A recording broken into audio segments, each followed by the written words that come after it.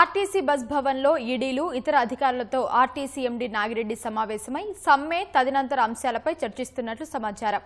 సమస్యల పరిష్కారం కోసం చర్చలకు ఆహ్వానించే అవకాశం ఉన్నట్లు తెలుస్తోంది. పూర్తి వివరాలు మా ప్రతినిధి శ్రీపతి శ్రీనివాస్ ప్రత్యక్షంగా అందిస్తారు. ఈ రోజు అర్ధరాత్రి నుంచి సమ్మె సరైన ముగిస్తామని ఆర్టీసీ జేఏసీ నేతలు స్పష్టం చేశారు. ఒకవైపు వాళ్ళంతా కూడా విస్తృతంగా చర్చలు జరుపుతున్నారు. ఉదయం నుంచి కూడా ఆర్టీసీ జేఏసీ నేతలంతా విడతల వారీగా చర్చలు జరుపుతూనే ఉన్నారు. ఎంప్లాయీస్ యూనియన్ కార్యాలయంలో 8 ఆర్టీసీ యూనియన్లన్నీ కలిపి కూడా ఈరోజు అర్ధరాత్రి నుంచి సమ్మెకు ప్రిపేర్ అవుతున్నారు. ఈ సమయంలో యాజమాన్యం నుంచి పిలుపు వచ్చింది.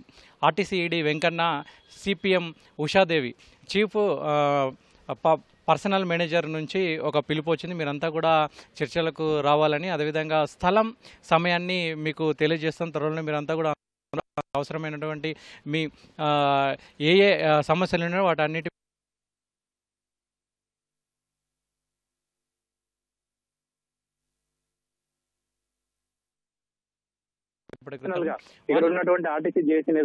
కొద్దిసేపటి క్రితమే వాళ్ళంతా కూడా పర్సనల్గా ఇక్కడ ఉన్నటువంటి ఆర్టీసీ జేఏసీ నేతలంతా కూడా మూకుమ్మడిగా మనం ఏ అంశాల మీద యాజమాన్యంతో చర్చించాలి, ఏ అంశాలని ప్రభుత్వ దృష్టికి తీసుకెళ్ళాలి, ఆర్థికపరమైన అంశాలు ఏంటి, లేదంటే ఇతరత్ర అంశాలు ఏంటి, ప్రభుత్వం మీద ఆర్థికంగా భారం పడని అంశాలు ఏంటి అనేవి విభజించే ప్రయత్నంలో ఉన్నారు. మొత్తంగా అయితే 31 డిమాండ్లలో ప్రధానంగా వీళ్ళు 12 డిమాండ్లను అయితే స్పష్టంగా నెరవేర్చాలని కోరుతున్నారు. వాటిలో ఖచ్చితంగా అయితే 3 డిమాండ్లను నెరవేర్చాలని కూడా యాజమాన్యాన్ని కోరేటట్లు అయితే కనబడుతుంది. ముఖ్యంగా ఆర్టీసీని ప్రభుత్వంలో విలీనం చేయడం అనేది అంశం ప్రధానమైనది. అయితే ఆర్టీసీ యూనియన్లకు తిరిగి ఎన్నికలు నిర్వహించాలనేది కూడా ఇలా ప్రధాన ప్రతిపాదనగా కనబడుతుంది. అదేవిధంగా పీఆర్సీకి సంబంధించినటువంటి అంశాన్ని కూడా ఎప్పటికప్పుడు వాళ్ళకి నిర్వహించాలనే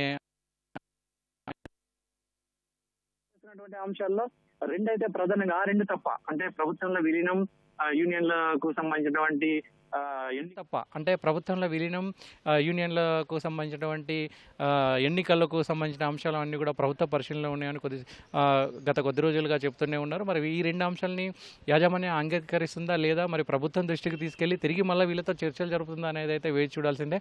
సరిగ్గా 3 గంటలు లేదా 4 గంటల సమయంలో వీళ్ళని చర్చలకైతే పిలిచే అవకాశాలు అయితే కలబడుతున్నాయి. అయితే బస్ భవన్లో, లేదంటే మినిస్టర్ క్వార్టర్సా, లేదంటే సెక్రటరేట్లోనా, ఈ 3 ప్లేసులలో ఎక్కడో ఒక దగ్గర అయితే చర్చలకు వీళ్ళని పిలిచే అవకాశాలు అయితే కనబడుతున్నాయి. వీళ్ళంతా అయితే ప్రభుత్వంతో చర్చలకు వెళ్లేందుకైతే సిద్ధంగా ఉన్నట్లయితే చెప్తున్నారు.